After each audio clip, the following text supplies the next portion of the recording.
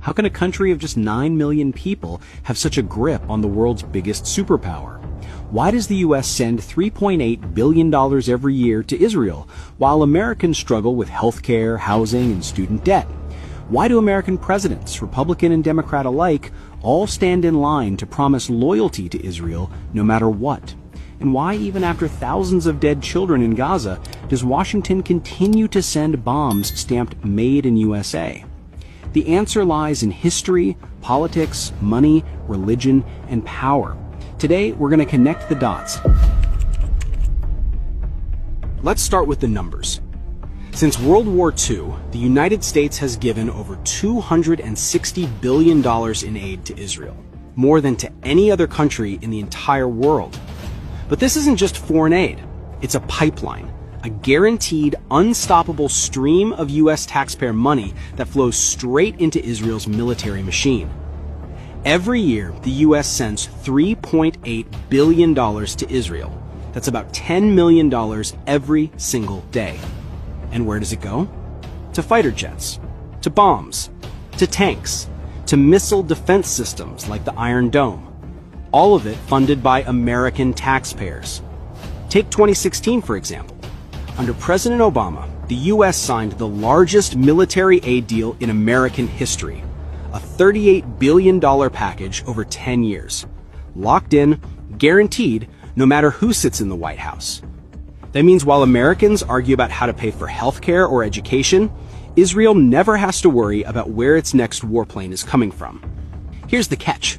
Much of this money never even leaves the U.S.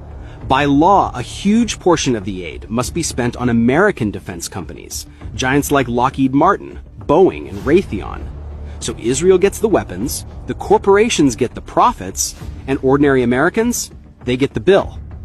Take the F-35 stealth fighter jet. Each one costs around $80 million. The U.S. has supplied dozens to Israel, making it one of the few countries in the world with access to this next-generation aircraft. Meanwhile, teachers in Detroit buy school supplies out of their own pockets. Or consider Israel's Iron Dome. This missile defense system has received over $2.6 billion in U.S. funding since 2011. That's money that could have rebuilt crumbling U.S. infrastructure. Bridges, roads, and water systems that experts say will cost over $2 trillion to repair. While Israel expands its military arsenal, over 500,000 Americans are homeless. While Israeli cities are shielded by U.S.-funded defense systems, tens of millions of Americans live without health insurance. So ask yourself, why does a nation of 9 million people get unlimited U.S. tax dollars while 330 million Americans are told there's no money for basic needs? This isn't generosity. It's not charity. It's an investment in war, an investment in the military-industrial complex that profits from endless conflict. And behind every dollar, every deal, every jet and missile is a network of politics, lobbying, and influence that keeps this pipeline flowing. So the question is, why? Is this really about strategy? Or is there something far deeper? Money, power, and control driving America's unconditional support for Israel? This is where names matter. One organization stands at the center, AIPAC, the American Israel Public Affairs Committee. For decades, AIPAC has been called the most powerful foreign policy lobby in Washington. Its annual conferences draw thousands of politicians, business leaders, and donors, with U.S. presidents, both Republican and Democrat, showing up to pledge loyalty on stage. But it's not just speeches, it's money. In the 2022 midterms alone, pro-Israel groups poured over $30 million into campaign donations. AIPAC's Super PAC, the United Democracy Project, spent millions to defeat candidates who criticized Israel. Even Democrats like Donna Edwards in Maryland or Andy Levin in Michigan, both targeted and beaten after questioning unconditional U.S. aid to Israel. The message is clear. Step out of line, and you're gone. Former Congressman Paul Findley once said that voting against Israeli interests is political suicide. He knew firsthand. After serving 22 years in Congress, his career ended once he started questioning U.S. policy toward Israel. And AIPAC isn't alone. There's Christians United for Israel, led by televangelist John Hagee, mobilizing millions of Christian Zionists to pressure Congress. There's the Anti-Defamation League, ADL, presenting itself as a civil rights group, but often lobbying to silence critics of Israel. And dozens of PACs, some with vague names like Pro-Israel America PAC, funnel millions into local elections.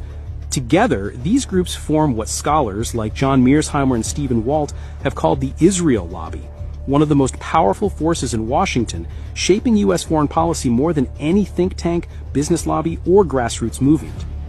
And the influence isn't only financial. The lobby has deep reach into the media and academia.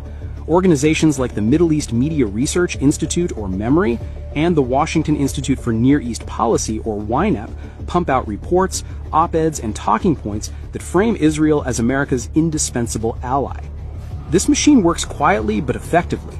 Presidents from Clinton to Bush, Obama to Biden, and now Trump have all maintained the same bottom line: billions for Israel, unquestioned support no matter the human cost.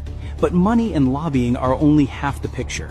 There's something deeper, a narrative, a story that has been carefully crafted for decades. For decades, Israel has been sold to the American public as the only democracy in the Middle East. From Hollywood movies to school textbooks, Israel is painted as a brave little country surrounded by enemies. Meanwhile, Palestinians are often erased or portrayed as aggressors. Look at U.S. presidents. From Reagan to Bush, Clinton to Obama, Biden to Trump, every one of them repeats the same script. America stands with Israel.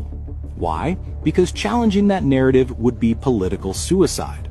But there's another layer that makes this even stronger: religion.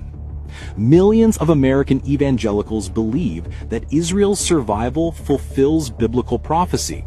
Groups like Christians United for Israel, led by Pastor John Hagee, openly preach that supporting Israel is God's will.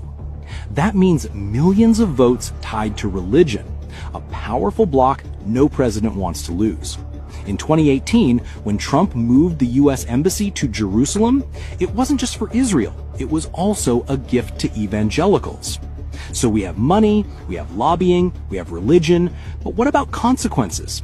What happens when U.S. leaders keep supporting Israel no matter the cost? Here's the contradiction.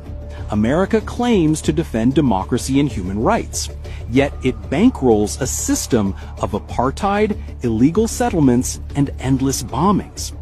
Every missile that hits Gaza, paid for with American tax dollars. Every hospital destroyed, linked back to Washington. And this is why so many are asking, who's ruling who? Is America guiding Israel, or is Israel guiding America? Former U.S. officials like General David Petraeus have even admitted blind support for Israel is fueling anti-American sentiment worldwide. In other words, this isn't just about Palestine. It's about America's future. So, is Israel ruling the American government? The evidence is there. The billions in aid, the lobbying machine, the narrative control, the religious influence, and the political cost of saying no. A country of 9 million people dictating policies of a superpower of 330 million. But here's the real question. How long can this last? As more Americans wake up to the truth, as global outrage grows, silence becomes impossible. And when that silence finally breaks, the question won't just be about Israel. It'll be about America itself. Whose interests is Washington really serving? Its people or someone else's?